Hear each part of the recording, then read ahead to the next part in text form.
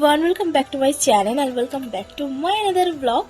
তো আজ হচ্ছে শুক্রবার আর আজকে যাচ্ছি আমার বিয়ের কেনাকাটা করতে। বেসিক্যালি আজকে আমি যাচ্ছি আমার বিয়ের গয়না কিনতে, আর তার সাথে আরও কিছু কেনাকাটা করার আছে, সেগুলোও করতে যাচ্ছি। আর হ্যাঁ, আমাদের জানো তো একটা রিচুয়ালস হয়েছিল, তো সেটা তোমাদের সাথে আজকে শেয়ার করব আমি। তো বেশি কথা না বলে চলো ভিডিওটাকে স্টার্ট করা যাক। তো এখন রেডি হয়ে নেব, হাফ রেডি হয়েছি, এখনো ফুল রেডি হয়নি। তো প্রথমে রেডি হয়ে নেব অ্যান্ড দেন তারপর তোমাদের সাথে আবার কথা বলবো। রেডি হয়ে মা আর আমি বেরিয়ে পড়েছি। আর এখন প্রথমে আমরা যাব দশকর্মার দোকানে। আর তোমাদেরকে একটা কথা বলে রাখি, আমাদের এই বিয়ের কেনাকাটা শুরু হওয়ার আগে প্রথম একটা রিচুয়ালস হয়েছিল, যেখানে আমি ছিলাম না, মানে ওটা আমার মা একাই করেছিল।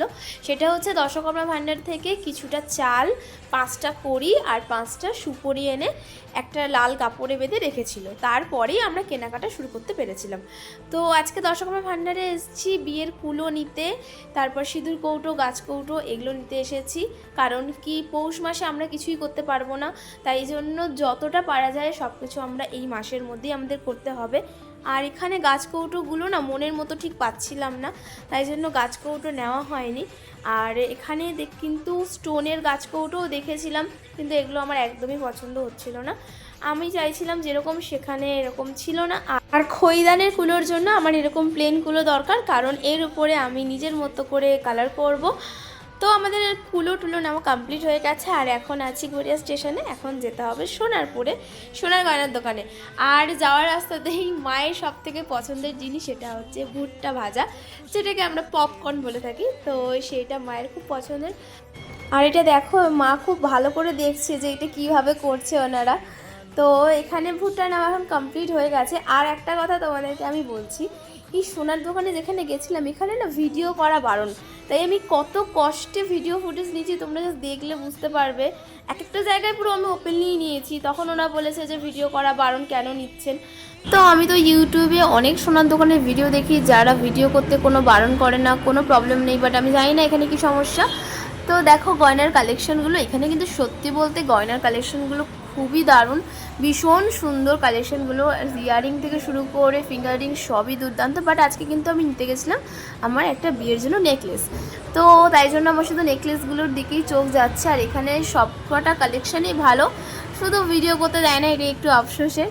তো যাই হোক, যতটা পেরেছি তোমাদেরকে আমি দেখাচ্ছি। আর এটা কিন্তু একদম সোনারপুর স্টেশনের বাইরে, তোমরা চাইলে এখানে আসতেই পারো। এখানকার কালেকশনগুলো এক্সে বার্কার এক কালেকশন। আর এখান থেকে কিন্তু এর আগেও আমি গয়না নিয়ে গেছি। সোনার দাম দিন দিন যা বাড়ছে, আমাদের মতো মধ্যবিত্ত ফ্যামিলির পক্ষে কিন্তু সোনা কেনাটা অনেকটাই কঠিন। কিন্তু ওই যে সোনা কিনে রাখলে একটা অ্যাসেট, তোমরা ভবিষ্যতে সেটা কাজে লাগাতে পারবে। আর এখানে দেখো অনেকগুলো আমাকে নেকলেস দেখিয়েছে, বাট তার মধ্যে দুটো নেকলেস আমার পছন্দ হয়েছে। তোমরা আগে একটা নেকলেস দেখেছো আর এই একটা নেকলেস, তো এই দুটোর মধ্যেই আমি একটা নেকলেস আমি নিয়েছি। আর আমার মোটামুটি বিয়ের গয়না সবই রেডি, শুধু আমার নেকলেসটাই বাকি ছিল, তাই সেটাই আজকে নিতে এসেছি। আর সব গয়নার কালেকশন আমি তোমাদেরকে পরে একটা ভিডিওতে দেখাবো, সেটা মেবি হয়তো বিয়ের পরে। আর তারপরেই চলে এসেছিলাম আমার দানের বাসনপত্র নিতে, মানে পিতলের আর কাঁসার বাসনের দোকানে। আর এখানটাতে মা দুটো করে সেটে থালা, বাটি, গ্লাস এই সমস্ত কিছু নিচ্ছে, প্লাস একটা ঘটিও নিতে হয়, সেটাও নিচ্ছে। আমি শুনেছি বিয়েতে 3টে দান, 7টা দান বা 9টা দান দিতে হয়। তো এই দানের ব্যাপারটা আমার কাছে ক্লিয়ার নয়, যদি কারো জানা থাকে অবশ্যই আমাকে কমেন্টে জানিও।